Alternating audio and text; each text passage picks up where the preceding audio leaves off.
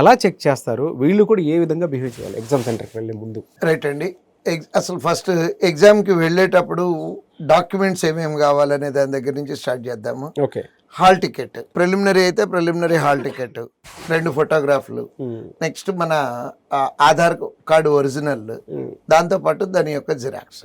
Mains ఎగ్జామ్కి వెళ్ళేటప్పుడు preliminary exam యొక్క హాల్ టికెట్ మీద వెరిఫైడ్ స్టాంప్ వేసి ఉంటారు, అది, దాంతోపాటు ఆ రోజు వెరిఫై చేసినటువంటి Aadhaar card xerox, next mains hall ticket, ఈ కంపల్సరీగా తీసుకెళ్ళాలి.